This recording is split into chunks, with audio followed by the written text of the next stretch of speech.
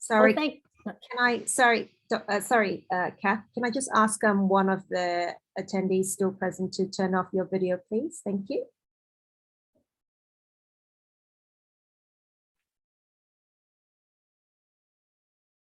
Over to you, Kath. Okay. Thank you everyone for joining us. I'm Kath Fries. I am one of the co-curators of the Presence of Mind exhibition. And my lovely fellow co-curator, Rachel Kiang, is also here behind the scenes, and she is going to be showing us the online exhibition. So we'll be able to see some of the works as we're discussing them. So you can also view the online exhibition from the Gallery Lane Cove website later on. And if you're in Sydney, I hope you also get a chance to visit the exhibition in person. It's on until the 26th of February. So tonight I'm speaking to you from Camaragal land in Sydney, Australia. I recognise the Camaragal people's continuing connection to land, waters and culture, and pay my respects to their elders past, present and emerging, acknowledging them as the traditional custodians of knowledge for this place. And I extend my respects and greetings to any First Nations people joining us tonight. As we come together online this evening to discuss being in the present, art making with awareness, I'd like to invite you all to take a moment to reflect on the history of the place where you are right now, to gently hold some awareness and gratitude to all the people who have been in this place and cared for this place, going way back in time before you came here. Now focusing on the present, I'm delighted to wish you all a happy Tiger New Year. May we all leap into this new year with the strength, agility, and bravery of tigers. We have 3 of the artists in the exhibition here to discuss their work with us this evening. And I'm going to ask them each to introduce themselves and tell us a little bit about themselves, starting with Cindy. Thank you, Kath. Thank you, Rachel. I'd like to acknowledge that I'm joining all of you from Camaragal land country here in Macquarie Park in Sydney. And I extend my respects to all of the elders from the past, present, and who will emerge to lead us into the future. And I extend my respects to all First Nations people who might be joining us today as well. So the work that I made for Presence of Mind was actually created on Guringai country in Roseville, and it was made in response to and with the rain that was pouring, occasionally coming down in September and October last year. And it's a work called Becoming With, and it responds to ideas of how we are deeply interconnected to everything that is around us. We are literally becoming with all of the contingencies that are occurring, whether it be on an epigenetic level, our cells responding to these, the sun, to various chemicals that we're exposed to the sounds, to the creatures that are around us, through to our minds and our consciousness and our hearts as well. So each moment we're changing and responding to what is around us. So Becoming With is based upon those ideas of contingency, of randomness, of interdependency, and I created it by stitching the paper, which allowed me to focus on processes of being present as I was stitching. And you can see the work here just in the on the left as Rachel enters the gallery space. Yes, so it's a large scroll that is looped, and it has no beginning or end because I actually created a Mobius loop. So there's literally just one surface, and I was able to stitch into it with thread that had been imbued with water soluble ink. And then I carried this piece out into the rain, and I was waiting for the raindrops to disperse the ink. And then these marks created by the ink became the guidelines in a way for me to respond with very, very fine brush marks. So the process of slowing down, focusing, allowing my awareness to really be in the moment with the actual work itself, that is embedded within the art making process. So I don't really see a separation between, I guess, my Buddhist faith and my everyday life, whether it be where I am, what I'm doing, and that includes my art practice. In the distance, just in the middle right, is a work from 2011, so 10 years ago. And this is called Soundscape, Karenia Metacita. And I had created this for my master's research, where I had investigated the significance of sound and chanting in sacred spaces. And it's also influenced that body of work and exploring sounds as a part of sacred practice really emerged from my experience of my grandmother's passing in 2008, where we chanted around her bed until she passed away, actually. So this piece it's more distinctly related and more obvious, visually more distinctly related to sound. And you can see that I've actually taken, what do you call them? I've taken excerpts of the actual sound waves and used them as templates. So the sound waves of the chanting is embedded within the work. And the fine mark making is something that has carried through to my current practice, and they take a very long time, and it's actually a time and an opportunity of making and focusing that I really cherish as well.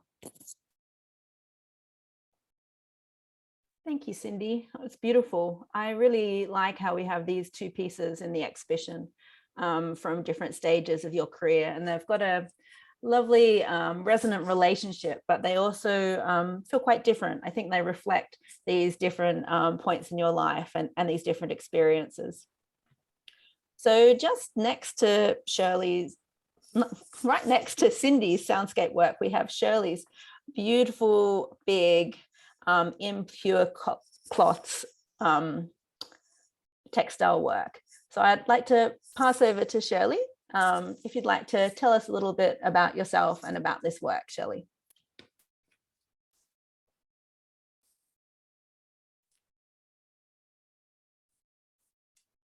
And I think you might be on mute. Okay, yep. Great. Hello, everybody. I'm speaking from Singapore, where I live in the east side of the island, not too far from the coastline facing Indonesia, where we have actually imported sands from there for our land reclamation to expand our land mass. It's kind of like become controversial of late. I also acknowledge that in the economic development of Singapore, the native dwellers on the island of Singapore, the Orang Laut, which is Malay translated to mean people of the sea, have been forcibly removed from their island homes. And this awareness is now a lot more foregrounded now in our discussion about land in Singapore. Okay, coming to my work, I actually, my art practice began quite late in my life after several occupations. And looking back now, I realized that it's been a journey to look for a space to be truly centered within myself and with my environment. So for this work I've done for Presence of Mind, it of course happened during COVID. And I have to say that with COVID, maybe I speak for everybody here, but the COVID situation has given me more alone time and more time to be at home, which I actually really relished. And so what I started doing, being more at home and not having to be like rushing around, I started thinking about how I could live more sustainably with the climate crisis around us. And two things came up. One was actually going back to my ceramic studio, which I've not used for 15 years. And I started recycling bags and bags of hardened clay. And that whole process actually made me very happy to know that there was all this clay hanging around, and then being able to recycle it, the whole process, putting it in water, making it sure it dissolves, and taking it and drying on the board, and after that wedging. And I think Jason's work, when we hear from him, I think a lot about it's about the wedging. But there's something about that wedging process that is really very is rhythmic, and it sort of puts you in a lull. Anyway, that was one thing. And then the other thing was mending as a kind of a response to what's happening, our overconsumption, our degradation of land, and this and that. So I started looking at my old clothes that I don't use anymore, but loved clothes. And I started thinking, what can I do? And one of the things I said was, I should sort of like start mending. And I actually found the mending more challenging than actually going back to my clay studio, because mending is like very laborious and it's very slow. And the process involved is really much smaller in terms of physical activity. I mean, in a studio, in a clay studio, you're walking around, you're doing this, moving around. But with mending, I'm just sitting in one spot for hours. So I have to say that at first I had to get used to this just sitting in one place. And then I thought, well, if I can't just mend my clothes as an artwork. And I said, okay, I'll start by thinking about mending others' clothes. And in a way, the idea of involving other people or mending their clothes was a kind of a counter response to mending in solitude. So I thought I would do that. And with the strong Buddhist theme of the show, I decided to approach the female Sangha. I approached 5, I only knew 1. And I thought it was an opportunity to talk to them about their practice, the journey, why they become nuns, especially in a place like Singapore. And then I was really very happy that they all responded so readily, and they gave me all their old clothes that they wear every day, or robe, but not their kashaya. I was told that they never give away their kashaya. And so when I started doing the work, of course, I had to think, I was surprised. Of course, I had so many different colors.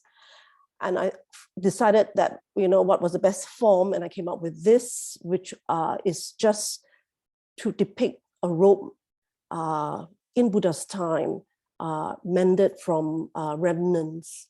So that's where how I came up with this work. And everything there is hand stitched, the joints, everything there is hand stitched. And it took me a long time.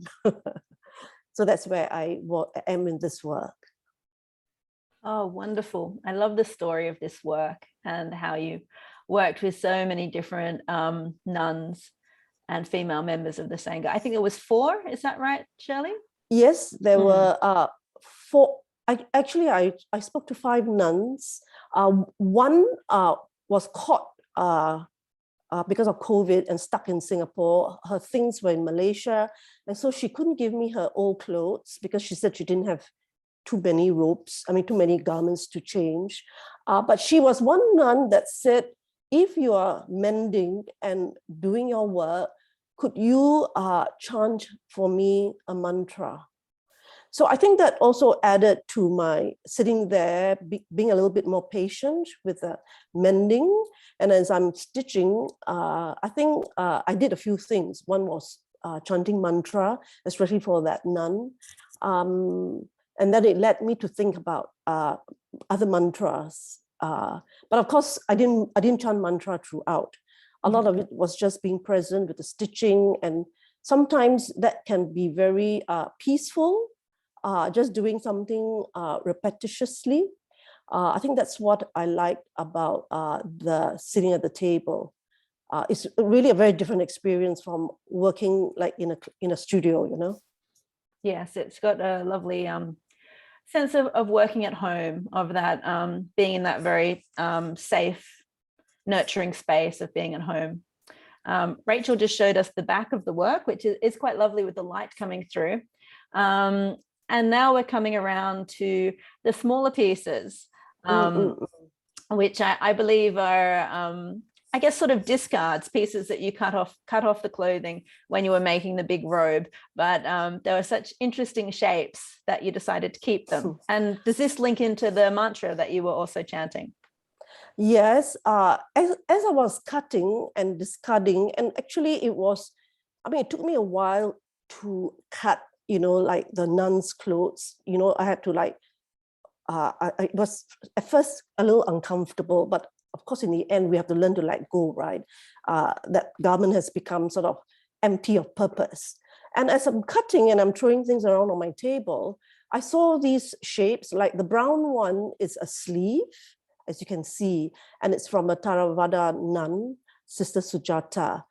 And then I started seeing little things coming out, and the whole sort of idea of how the garments are put together, how they're constructed, it really made me start feeling a lot of respect for the sewer of these clothes, you know, like from just a bale of cloth, you know, how garments are come together.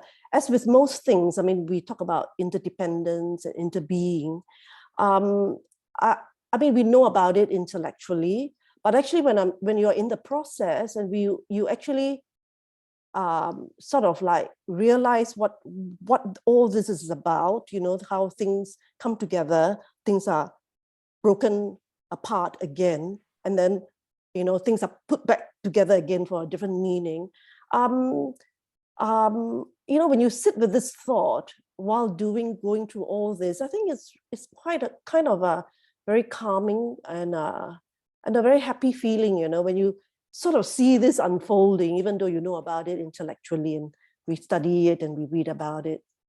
It becomes almost like a personal journey of uncovering and understanding how these garments or these objects were put together to be able to take them apart. You can kind of almost trace back to some sense of origin as well.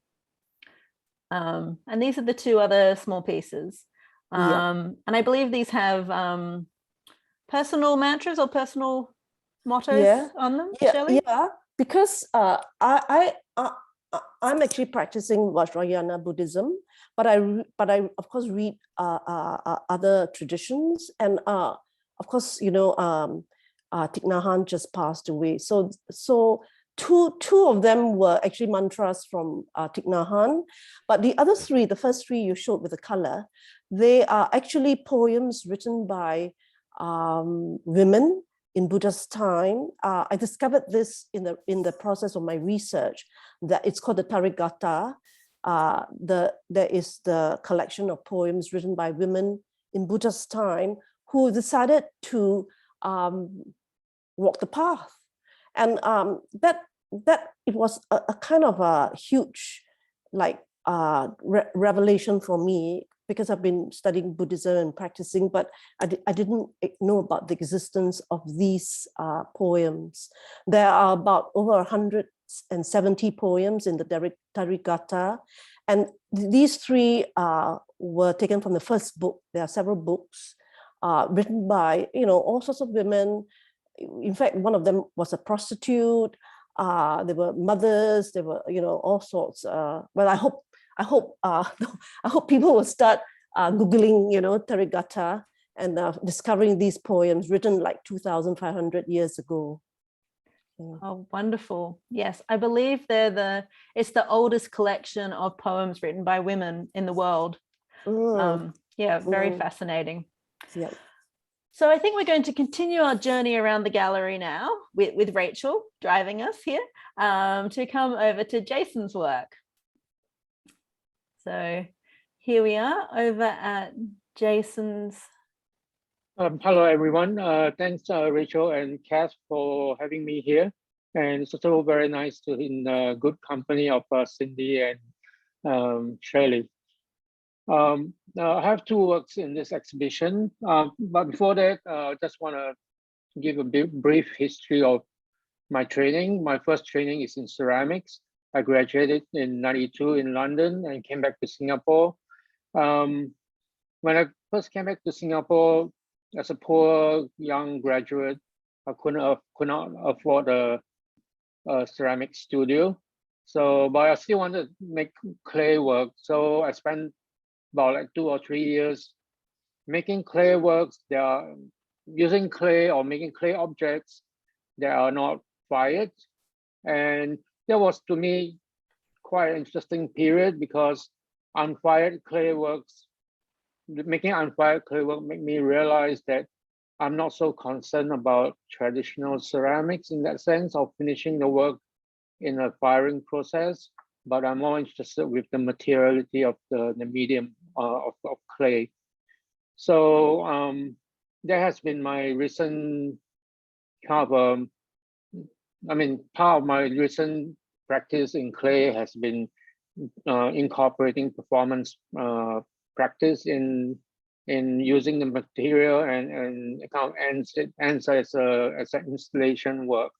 So in this exhibition, there's this one. There's the mantra for the ethical vessels. Basically, the idea is Shirley did explain a little bit on the wedging process. It's a kind of, for me, it's also started with recycling clay. I got lots of clay that was left behind for many years and decided one day that I should be recycling them. And this is, of course, this work was made in isolation at home during the lockdown, the COVID. And I'm like, can't go to my studio, but I still have some clay at home.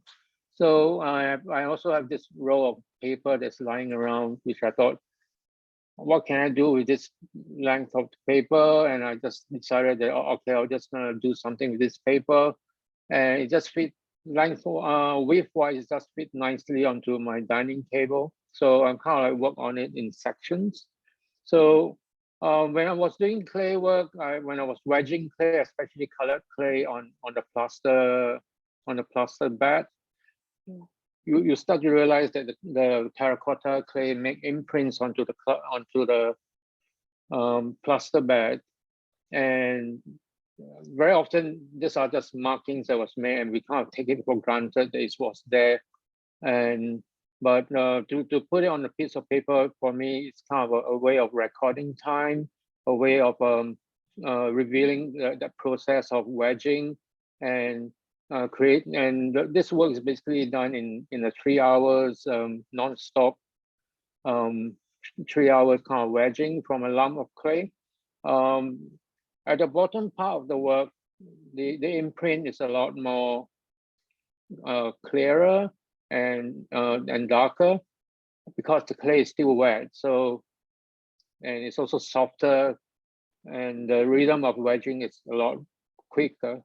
But even though it's quicker, but I'm still very kind of conscious about the wedging movement. Each imprint or wedging movement is a kind of a breath that goes with it. So this is kind of almost a recording of 3 hours of breathing that I do on this scroll. The title is Mantra for the Ethical Vessel. Ethical vessel is a term coined by Bernard Leach that speaks about sustainability of clay. During his time, he was trying to promote the way we use clay to make functional vessels. So I included ethical vessel in the title because as I was wedging the clay, I start to see images or imprints coming out that for me sometimes looks like faces or looks like a head and sometimes it looks like a pot or a vessel. But also vessels for me is also a kind of reference to our body, how our body is a vessel, a container of things inside us, also kind of a containment of our experience and thinking as a vessel in our whole body. So the hanging of the works is kind of trying to reminisce kind of like traditional Chinese scroll, where you only see certain part of the scroll. For example, a traditional scroll of the 4 seasons, you only show maybe winter when you are in the summer, so you are reminded of how winter looks like in the traditional painting. So this one is kind of revealing the almost the ending part of the process, where the bottom part you can already shows a bit of the initial rhythm of wedging. So there's that kind of revelation of how the clay becomes drier. The printing of the clay becomes more intentional because a lot more strength is put onto that almost quite dry clay after 3 hours of non-stop wedging onto the paper. So for me, this is a way of kind of like documenting the process, documenting time, documenting the rhythm and the whole time that I'm in the zone of doing this work. I think this sense of kind of action of repetition also carries on a lot in my other ceramic sculptural works. There's a lovely sense of journey in that work. I think you kind of take the viewer on this journey with you through the wedging of the clay and the way that the clay changes as it dries out, and possibly, you're changing as well with the physical exertion of wedging the clay. It's a very beautiful work. Yeah, thank you. But I also want to add on, like, it's quite strange how interesting how things turns out, because when I first came back from my overseas studies in '92, I don't have access to studio and I'm making works that are unfired. But now, 20-something years later, I've kind of like gone on a full circle, going back to making works that are not fired, but using the materiality of clay to create artworks. Wonderful. So in this other video, work video called The Walk, it was created during a 10 days residency in Shirley in northern Norway. It's on an island with a population of like 47 people. So when we were there, it's the first time I experienced 24-hour daylight, and I spent, I think, many days not sleeping because I can't tell the difference between night and day. So I spent a lot of time just waking up after 4 hours of sleep and then just go out to the outdoor. There's nothing else there but this beautiful landscape. I spent a lot of time in that land that we see in this video across the water. I spent a lot of time actually just wondering what should I do in this residency, doing a lot of walking, meditation, or just sitting down to just absorb the environment, breathing in the air, listening to the environment, to the birds that's calling. And I did a lot of selfie pictures with rock balanced on my head and trying to create a kind of landscape with the rocks and the background. There are a lot of selfie images comes up with just the rock on the top of my head. My face is not shown. It's just the rocks prop on a very fragile part of the human body. There's kind of juxtaposition of actually the stone is something that is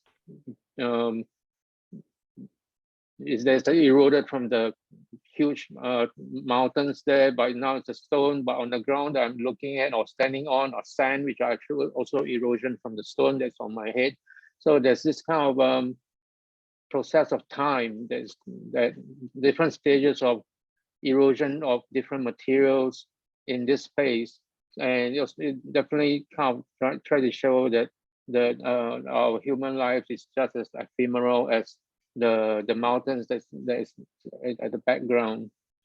So after this video was done kind of like towards the end of the residency, because I've taken a lot of selfies. I thought maybe I want to add a kind of action-packed piece of work to the residency. So created this video of me walking across the screen, and hopefully that the intention is to play this video and it's go on a loop. So it's like me walking into the screen and out of the screen and then comes back around again.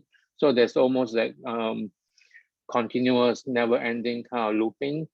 The walking is also quite interesting for me because coming from an urban landscape in Singapore, where every road is kind of like flat, and to tread on this very irregular, rocky landscape really makes my body become aware of the ground I'm on.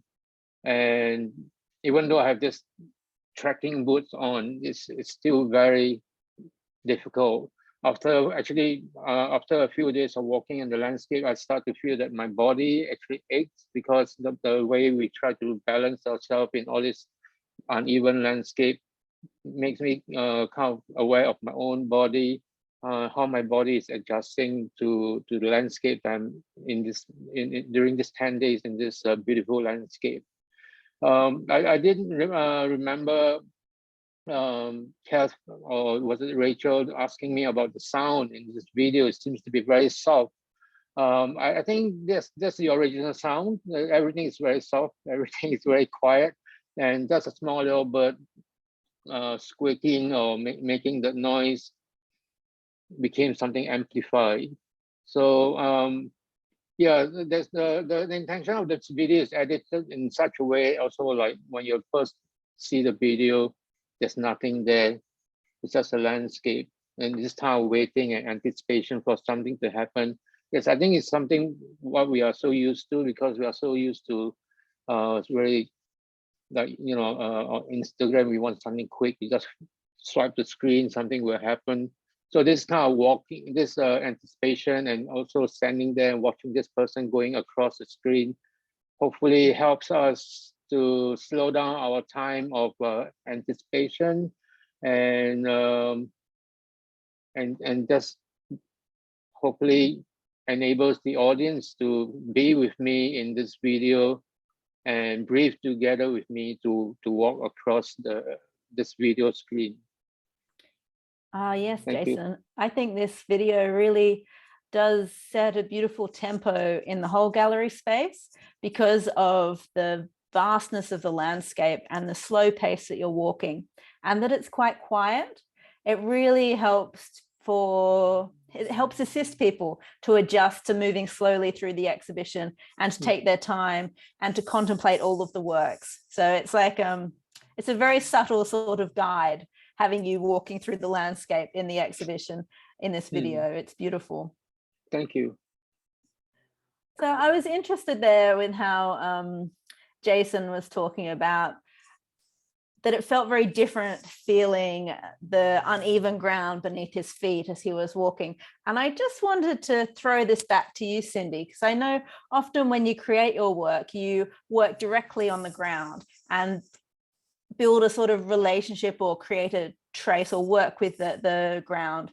So Rachel, if you're able to turn us back around so we can come back to Cindy's becoming with work in the middle of the gallery. I'd love to hear a little bit more about that, Cindy.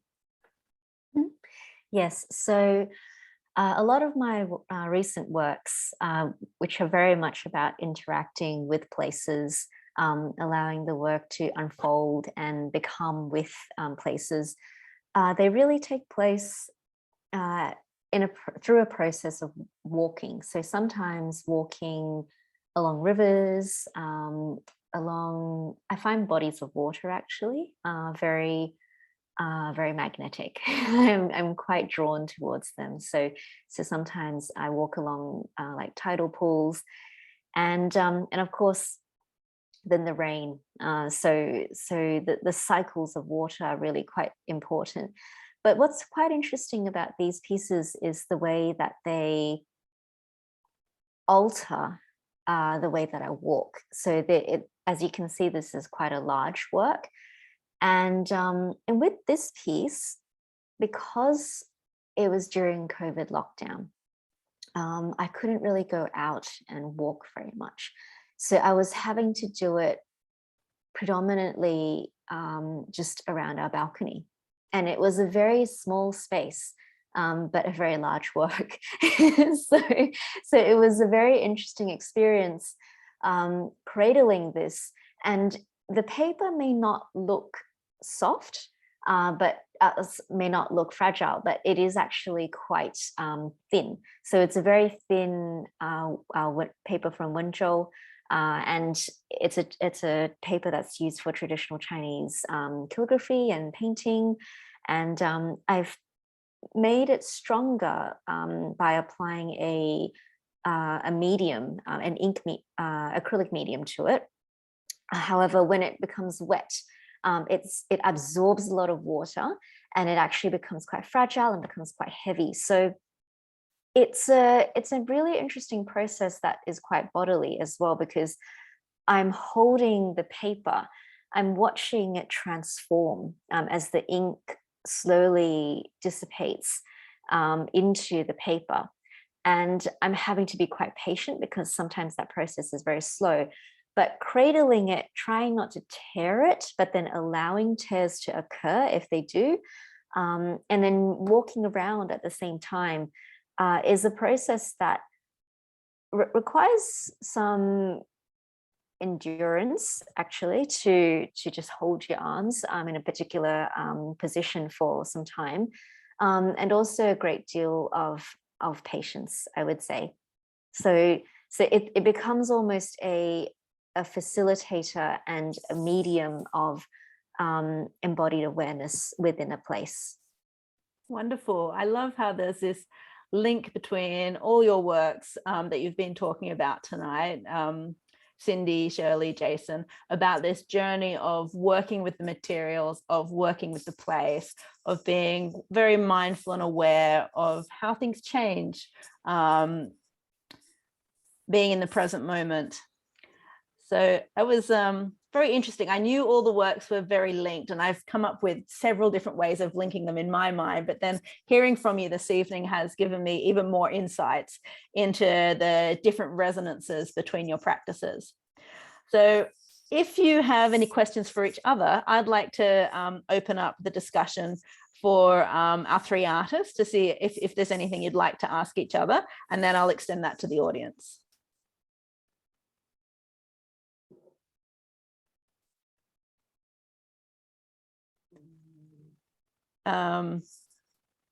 Shirley or Cindy, whoever would like to, please jump in. So I have a question for Shirley about the poems by the women, the nuns. Forgive me if you've already mentioned how you came across them, but I'm really curious to ask firstly how you discovered these poems, and when you read the poems, could you go into a little bit more detail about which aspects of the poems or which particular stories specifically interested you? Well, I was introduced to the Therigatha by one of the nuns. She did her BA and MA actually in Australia. So one of the things I discovered meeting the nuns was that I found that they were kind of like very empowered human beings and purposeful with their lives. So the nun who shared her BA thesis was called The Other Path, and about how women decided to become Sangha, even though, as you know, in many traditions, they cannot receive full ordination. Anyway, in her thesis, she introduced the Therigatha. So I have to say it was a new discovery for me, talking to the nuns. And of course, there were 170 poems, all quite short. So I was looking at them, and the ones I chose actually reflected on the conversations I had with the nuns. For example, the first one talks about,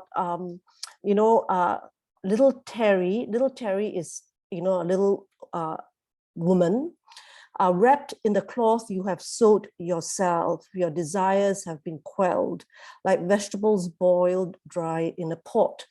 And I picked this. It was the first one. It was anonymous. It's the first poem of the Derigata, because Sister Sujata, it was incredible. She sewed all her clothes, and she gave me 3 of garments. And these are the brown sleeve one. They have this round collar. What you see people in Myanmar or Aung San Suu Kyi wearing is that simple collar with the buttons and a quite short bodice. She sewed all her clothes, and the stitching was so fine. I realized that my stitching was so bad.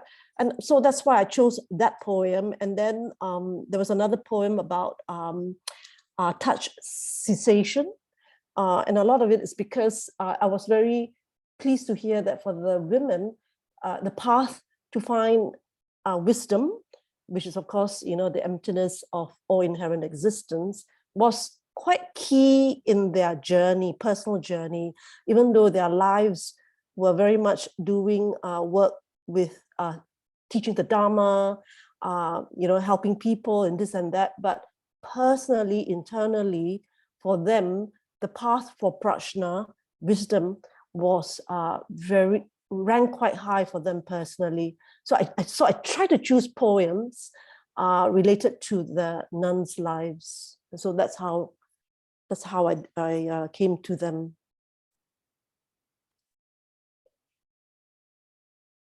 Thank you, Shirley. Yeah, I'm really keen to investigate the 170 poems now. Yes, please. It's amazing. It's amazing. Yeah. Thank you, Cindy. Okay. Thank you.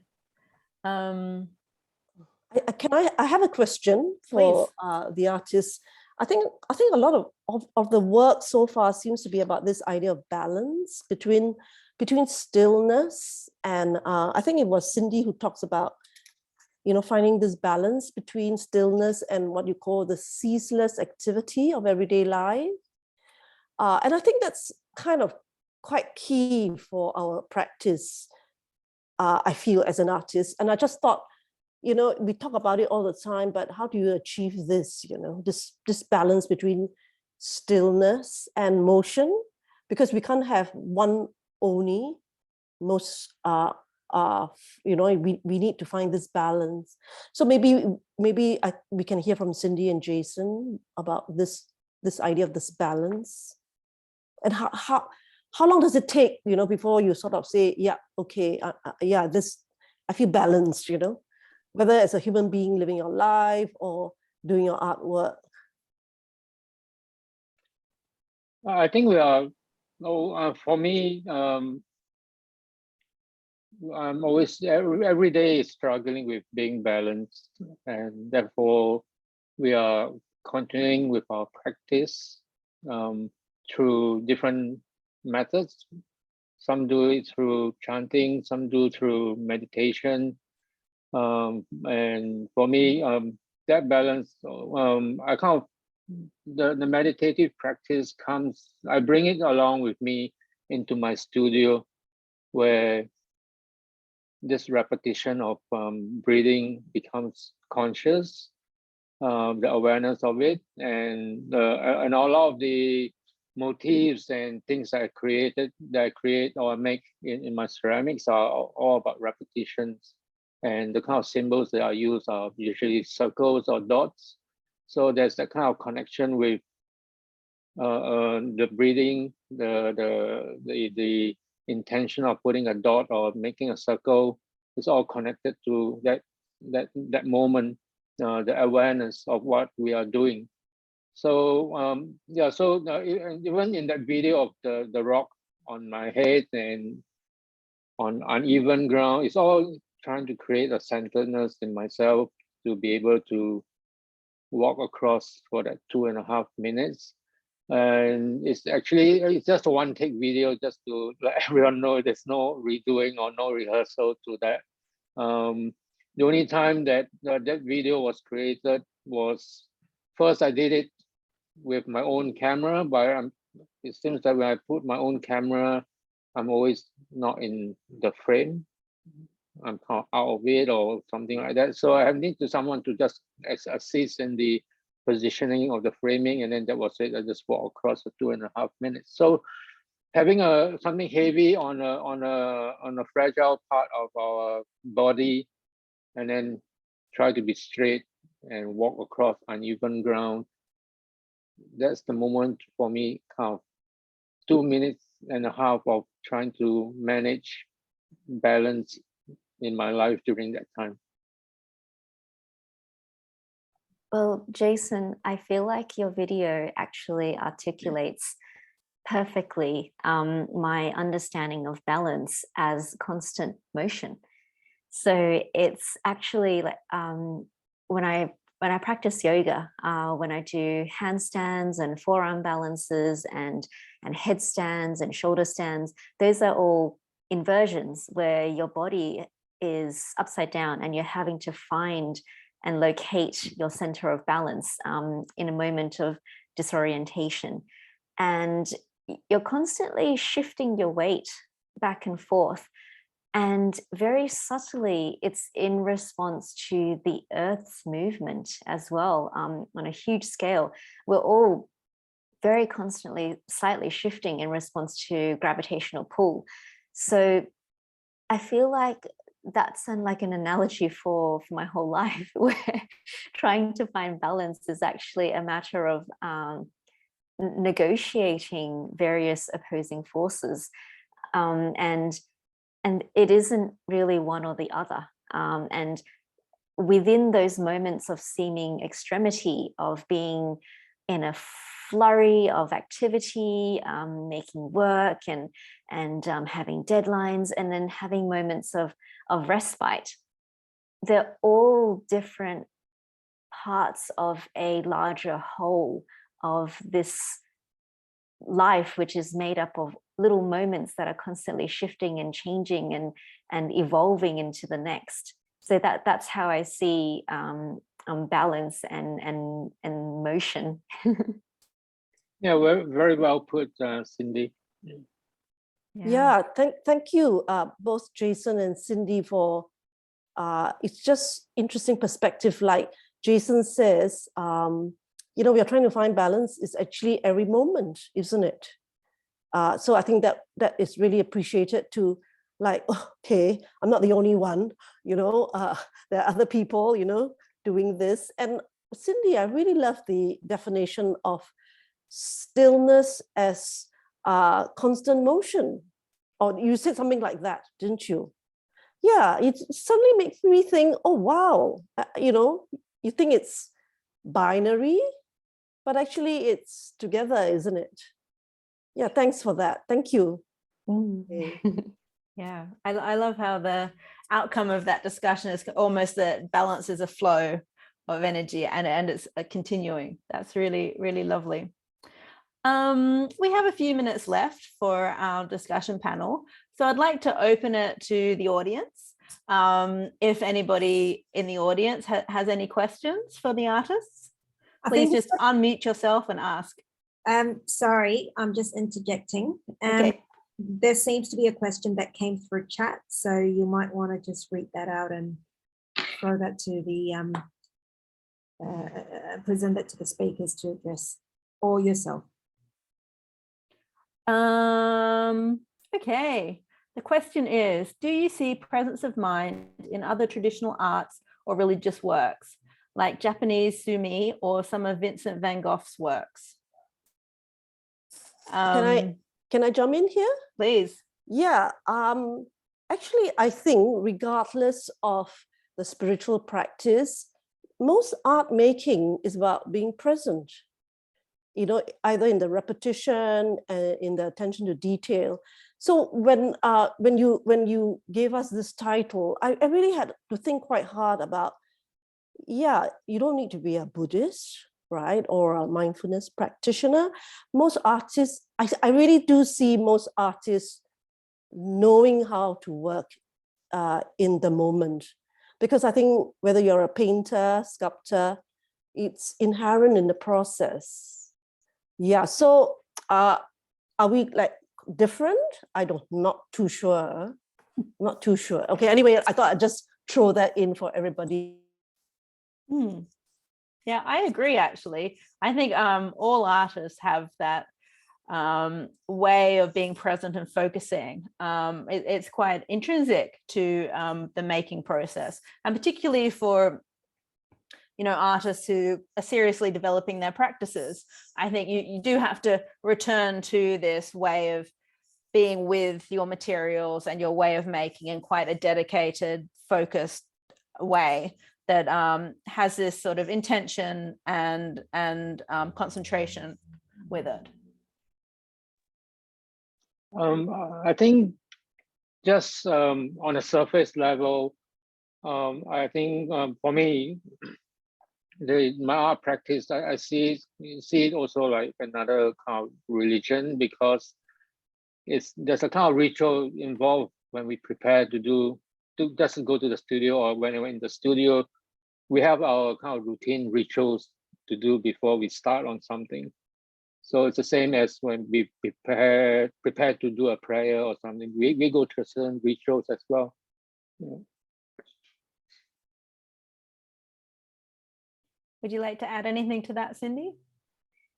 Yes, I actually do see that idea of being present and having your mind completely focused on something, whether across the arts, actually. And I also see it, I feel like it can also manifest in other ways. So I guess in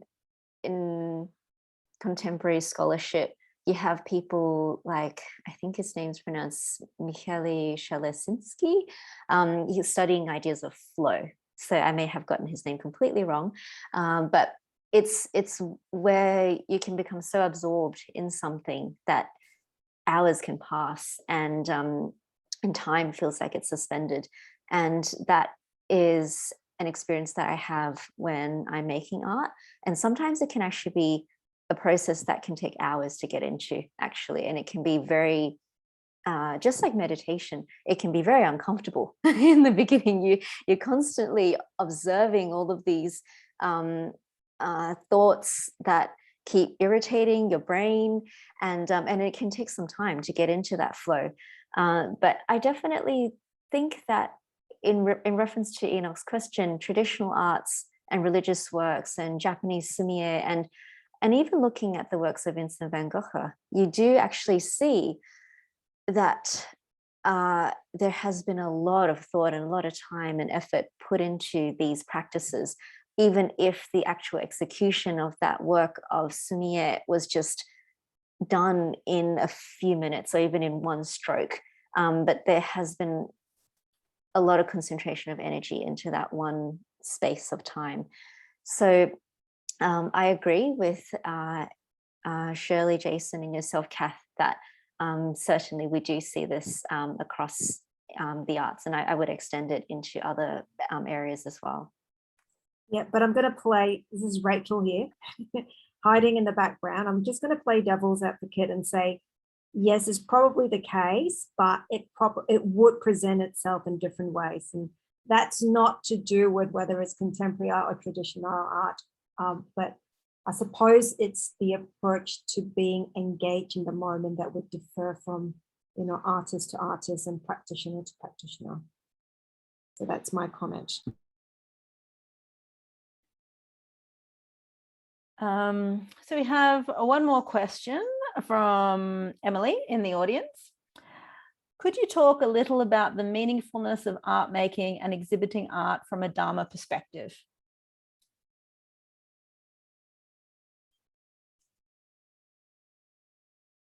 Who would like to field this one? Earlier we were talking about being in the presence of making, the awareness of making.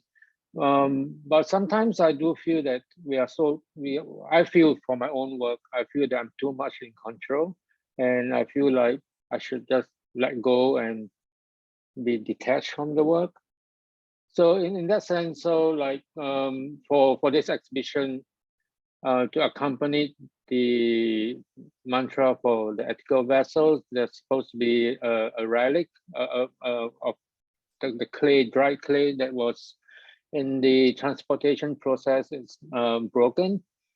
So for me, I see it as part of letting go. It's part of the process. The way to display the work can do without this relic being there to go with that paperwork.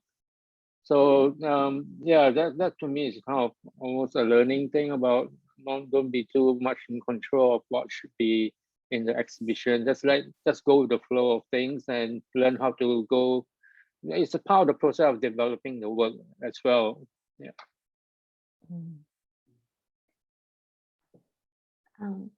I feel like there are two aspects to Emily's question, in that there is the practice of Dharma, and then there is also Dharma and art making and exhibiting as a way of sharing some of the ideas that may be imbued within our practice. And it takes me back to the work of Li-Ming-Wei, whose Bodhi Tree project in the Queensland Gallery of Modern Art I've never visited it, but it is something that has always really struck in my mind. And he talks about how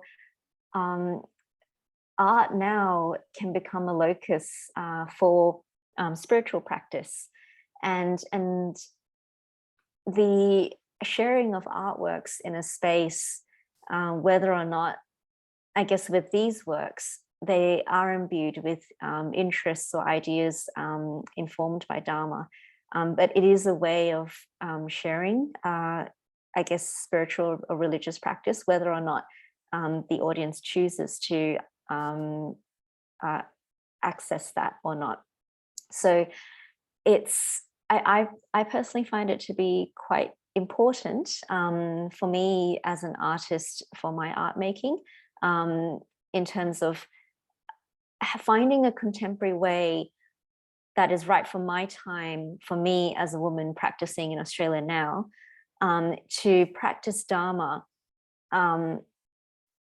because I don't necessarily have the same access to communities of Buddhist people and practitioners in the same way that I would if I was living in Malaysia, for instance, which is where I come from originally. So the monk that we generally do dana with, he's a Burmese monk based in Bringelly, which is about an hour's drive from where I live, and that's my family's particular temple that we go to in Sydney. So it's not as easily accessible. So art practice becomes quite an important part of Buddhist practice for me. Thank you, Emily, for posing that question, because I have to say I think about that a lot when I start on making an art project, because I would say that maybe because you study about perfection of generosity, right, under the 6 perfections, and they say that you can give dana, you can do this, you can give resources, but they always say that the biggest gift is actually the gift of Dharma. So I used to think, I make art, and people like the work or not. The process was meaningful for me. It was meaningful if I did community engaged work. I made friends with people genuinely. And then I always think, what is this gift of Dharma? So I do think about it quite a little bit. Does it come foreground, in front or not, because there are many things about the art practice that is actually dharmic practice for us. Like Jason talks about letting go of the outcome, not worrying about, is our work going to be good, not good, will people like it, will it sell, all that, is good. We're letting go of it. We're just going with the process of the making. But sometimes I feel that it becomes too private. If I'm talking about the gift of Dharma, and art is really about communicating, not just with myself, but it's about communicating to others.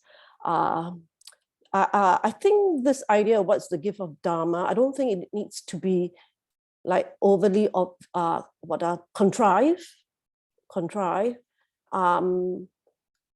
Of course, in this show, my work is so obviously has a lot of dharmic themes very strongly, but I think that's a very important question, and I really think that, in fact, it's what differentiates mindfulness practice from actually Buddhist meditation too, because mindfulness practice, which is very popular now, does not necessarily have kind of dharmic, what you call perspective.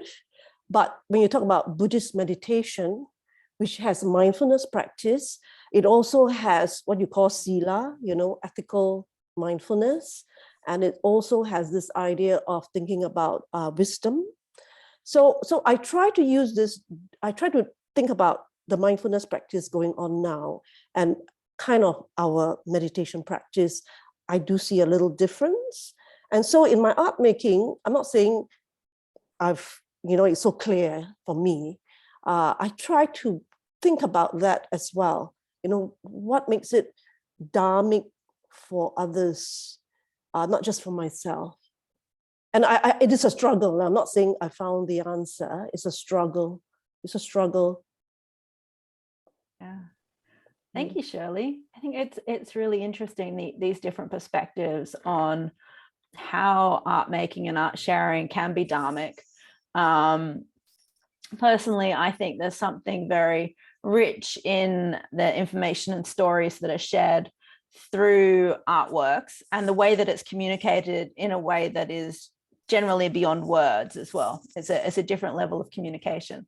And, not to say that it always has a Dharma message, but I think, if we do view what we're encountering with a way of looking for Dharma and teachings and to learn from what we're experiencing, to some extent, I think we can often find that in artworks as well.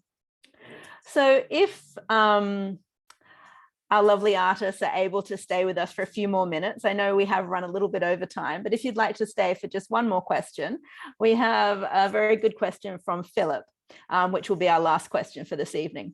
Philip says, could you talk a little about the process of being open to randomness and contingency or accident? I know Jason has touched on this already. So would you like to start with the response to this, Cindy? Yes. So it's quite interesting because randomness and being open to contingencies of places is something that has evolved quite recently in my practice.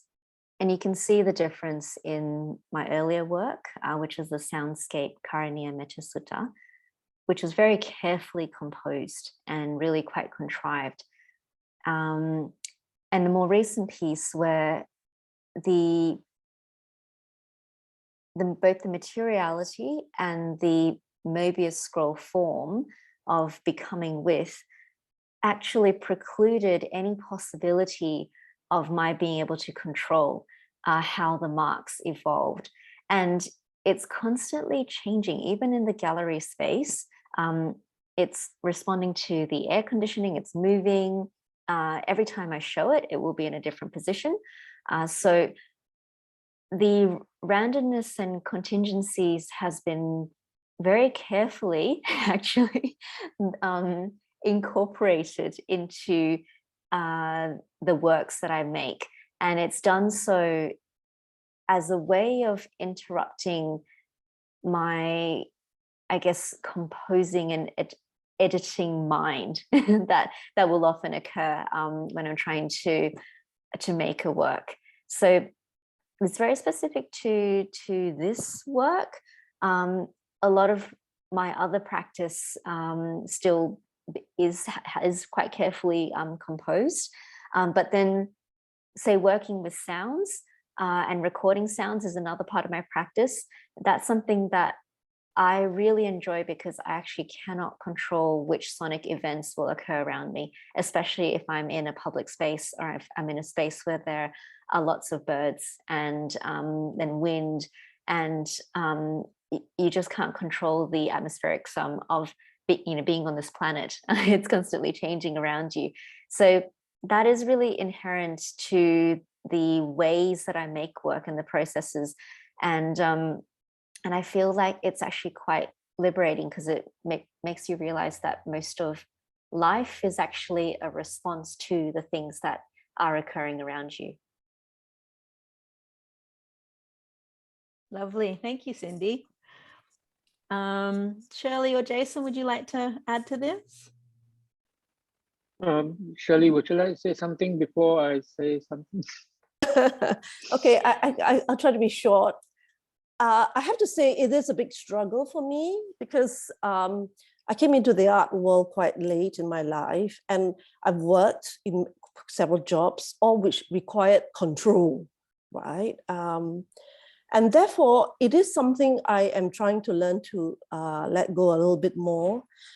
I think, which is why I have to say, Jason, I really appreciate your ceramic making, especially with all your mug making, because I come from a background where I know the outcome when I start and I work towards that.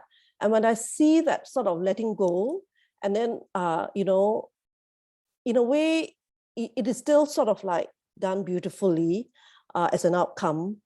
Yeah, so I think it's a very important thing if I compare it with my life and now going and then, you know, being in an art studio, this idea of being open to things happening all the time and responding in the moment. I think that's such an important philosophy to embody. And I think me going into the art world and trying to learn to do this has actually in a way helped me in my life, you know, as a person to people, I mean, to students, because you want to control everything. You want to control your family, you want to control your students' reaction, but you know, you can't, right? So I would say that being in the art world and learning this and seeing it in other people's work, in Cindy or Jason's, I think really helps me to like really remind myself to keep opening myself to happy accidents, they call it, right? Yeah. So that's where I am. Yeah. If I may just Thanks. say one comment to you, Shirley, there. I think there is a lot of the happy accidents in the small pieces that you cut, that you saved and you embroidered and you left the edges frayed, and they were just beautiful shapes almost as you found them, as you cut them off. So yes, I think it's interesting how that is evolving in your practice too. Yeah, thank you. Yes, it took me a while to say it's fine, the jagged edges. Great, thank you. And Jason. Yeah, I want to talk. I'll kind of answer this question maybe from more from like a performance artist perspective rather than from a ceramist. I think in my performance work, I really welcome accidents, the kind of moment of accident or risk-taking moment. Then from there, I can kind of perhaps improvise and deal with the situation that's happening right in front of me. So that's I guess that's the difference between performance and theater, that they are not rehearsed. But then again, it's also this idea of improvisation is that I think you can only improvise when you need when you know your tools or material well enough. You know, it's like how can a trumpet player in a jazz jamming session improvise if he doesn't know how to play the trumpet, you know, something like that as an example. I guess also to be open to randomness is really about being aware of what's happening right in front of you at the moment, and have your tools and knowledge and experiences coming together at that point to maybe resolve that situation. It's kind of like life in a way. When we face a certain problem, we base on our own past experiences to how to kind of deal with a moment that is maybe challenging. Yeah.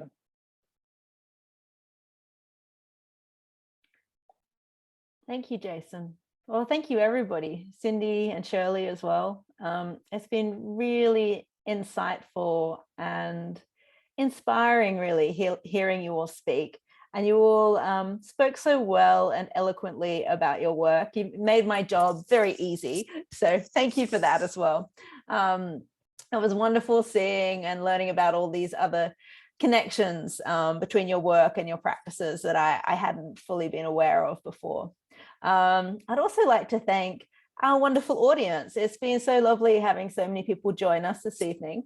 And thank you for staying over time as well. And lastly, I would like to thank Rachel for running us through the virtual exhibition and for operating everything behind the scenes here.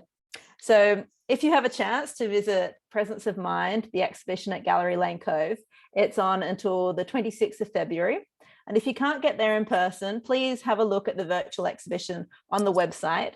And our catalogue will be coming out soon with beautiful insights from each of the artists in the exhibition about their works and 4 essays. So several different perspectives on the exhibition and the works in it. There's a number more public programs and artist talks coming up. So please have a look at the gallery website to see if you'd like to join any of those. Thank you again, everybody. Good night.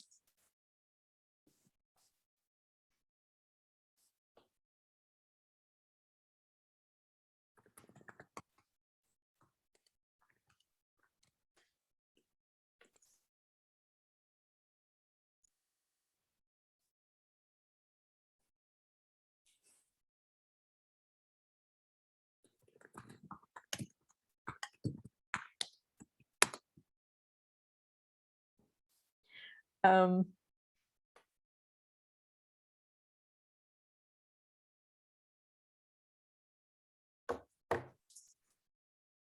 think we still have some people in the audience with us. I think 2 more. Okay, can you stop the recording?